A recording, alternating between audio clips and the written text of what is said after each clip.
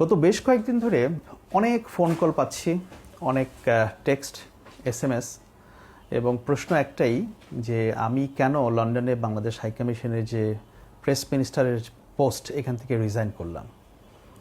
এটা অনেককে আমি ব্যক্তিগতভাবে এক্সপ্লেইন করেছি, কিন্তু আসলে সবাইকে তো আর জনে জনে বলা সম্ভব না। অনেকে ভাবছেন যে এটা আমি বেশ আকস্মিক একটা সিদ্ধান্ত নিলাম, হুট করে এরকম একটা সিদ্ধান্ত নিলাম। ব্যাপারটা কিন্তু ওরকম না।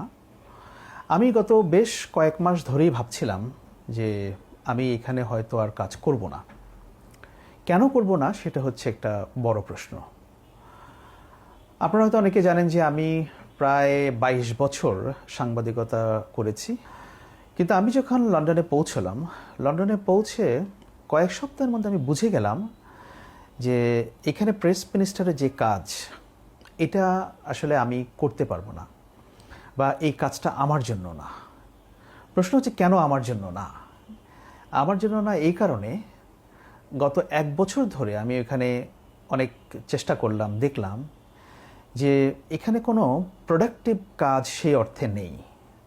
সেই অর্থে নেই এর মানে হচ্ছে, ধরুন আমরা যারা সাংবাদিকতা করি, আমরা সবসময় নিউজ চেস করি, স্টোরি চেস করি, সারাক্ষণ একটা ব্যস্ততার মধ্যে থাকে। আমরা যে কাজগুলো করি এটাকে মেজার করা যায় দিন শেষে, যে কি করলাম, সেটার ইম্প্যাক্টটা কী হলো।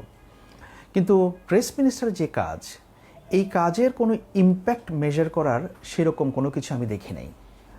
এবং আমি একটা পর্যায়ে এসে দেখলাম যে এখানে আমার দিনের পর দিন, সপ্তাহের পর সপ্তাহ কোনো কাজ নেই।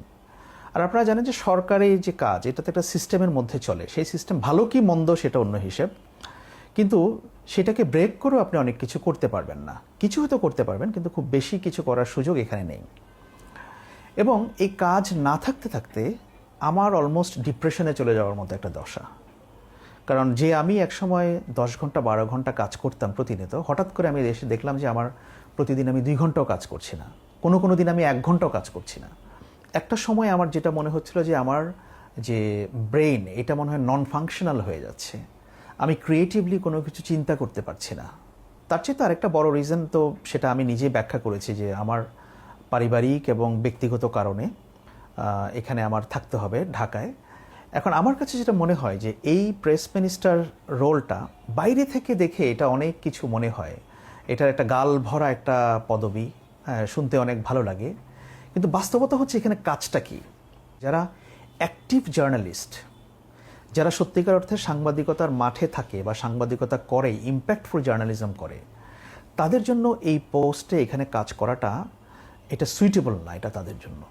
আমার যে এক্সপিরিয়েন্স, সেটা আমি দেখলাম যে ফরেন মিনিস্ট্রিতে যারা কাজ করেন, তাদেরকে একটা মিডিয়া ট্রেনিং কোর্স যদি অন্তর্ভুক্ত করা হয়, তারা যখন প্রথমে কাজ করেন, এবং টাইম টু টাইম যদি তাদের ট্রেনিং মডিউলটাকে আপডেট করা হয়, এই কাজটা তারাই করতে পারেন। It is very simple.